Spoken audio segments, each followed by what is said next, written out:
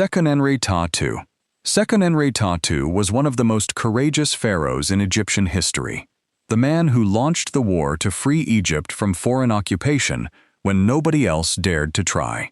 He ruled during the period when the Hyksos invaders controlled northern Egypt, and he was the first pharaoh to stand up and fight back. He paid for that decision with everything. Modern CT scans of his mummy revealed that he died surrounded by multiple attackers simultaneously, struck by axes, daggers, and spears from every direction at once. 5 separate weapons left 5 separate wounds across his skull. His hands showed signs of being bound before the attack. He was in his 40s. The man who started Egypt's war for freedom died outnumbered, bound, and struck from every side. His son finished the war he began.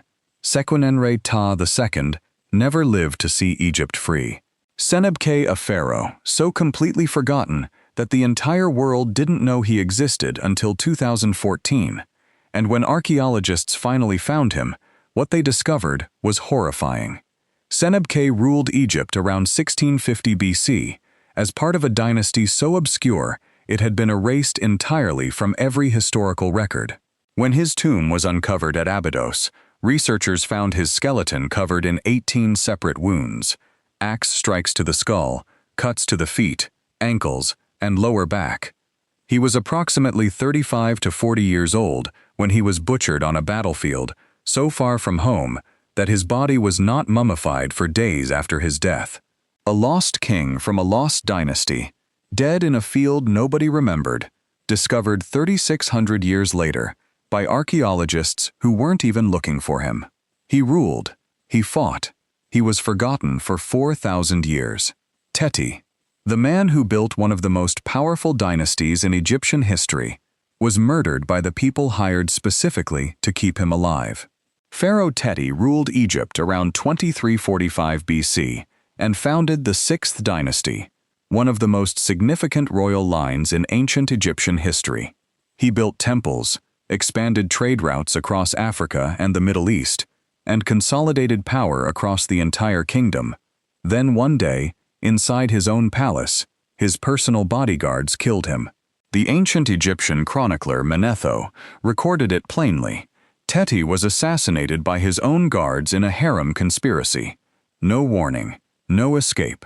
The most protected man in Egypt, surrounded by the people paid to die for him, was killed by those exact same people in the corridors of his own home.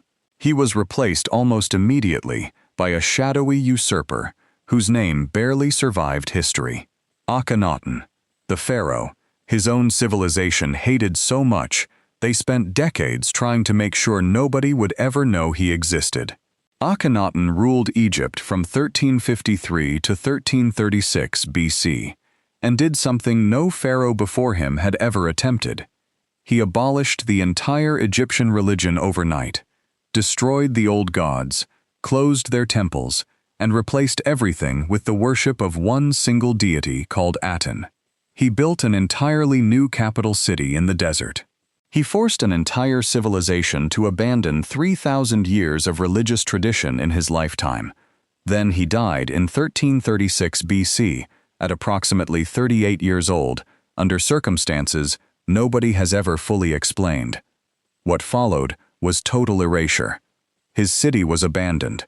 His temples were torn down. His name was chiseled off every wall in Egypt. For 3,000 years, the world had no idea he had ever existed at all. Tutankhamun, the most famous pharaoh in all of human history, died at 18 years old, and nobody alive at the time could fully explain why. Tutankhamun became pharaoh at approximately 9 years old, inheriting a kingdom still in chaos from his father Akhenaten's religious revolution. He spent his short reign trying to restore order to an Egypt his father had torn apart. Then, at 18 or 19, he was gone. Modern CT scans revealed a severely broken leg that had become infected before it could heal. DNA testing confirmed he was simultaneously battling multiple strains of malaria at the time of his death. His tomb was built hastily, too small, too rushed, the paint still wet on the walls. For decades, historians suspected murder. The evidence now suggests something crueler: a frail, sick boy whose body simply gave out while an entire civilization depended on him. Ramesses II. The pharaoh who declared himself a living god ruled Egypt for 66 years, built more monuments than any ruler before or after him, and fathered over 100 children, died slowly, painfully, and completely alone at the age of 90. Ramesses II was the most powerful pharaoh Egypt ever produced. He fought the Hittites to a standstill at the Battle of Kadesh. He covered Egypt in temples, statues, and inscriptions bearing his name. He outlived 12 of his own sons, but his mummy tells the real story of his final years. Severe arthritis had twisted his spine into a permanent hunch. His teeth had rotted so badly that abscesses had eaten into his jaw. Hardening of the arteries had crippled his movement entirely. The man who had spent his entire life telling Egypt he was divine spent his last years unable to walk, unable to eat, and unable to stop the body that was betraying him daily. Ramesses III. Ramesses III was the last great military pharaoh of ancient Egypt. He defeated the Sea Peoples, one of the most devastating invasion forces the ancient world had ever seen, and saved Egyptian civilization from complete collapse. Then, his secondary wife Tia decided her son deserved the throne. She organized a conspiracy inside the royal harem involving dozens of palace officials, servants, and guards. In 1155 BC, assassins got to the pharaoh. The CT scan confirmed a deep cut across his throat, nearly severing everything down to the bone. A separate attacker cut off his right big toe simultaneously. The man who had saved Egypt from foreign invasion was destroyed from inside his own palace. Hatshepsut, the most powerful woman in the ancient world, built temples, led military campaigns, expanded trade routes across Africa, and ruled Egypt successfully for over 20 years. After her death, her own stepson spent years personally destroying every single trace of her existence.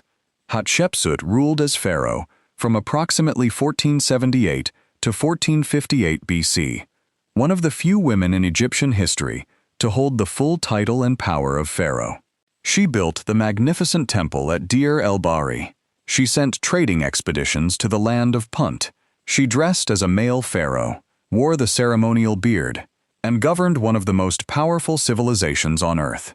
Then she died in 1458 BC, and Thutmose III, her stepson, who had watched her rule for decades, systematically destroyed her statues, chiseled her name off every monument, and buried her image behind walls so that Egypt would forget she had ever existed. Cleopatra, the last pharaoh of Egypt, looked at what Rome was about to do to her and decided she would rather die on her own terms than live on theirs. Cleopatra VII was the final ruler of the 300-year Ptolemaic dynasty, a woman who had navigated alliances with Julius Caesar and Mark Antony to keep Egypt independent from the most powerful empire on earth. When Mark Antony died and Octavian's Roman forces took Alexandria in 30 BC, everything was over.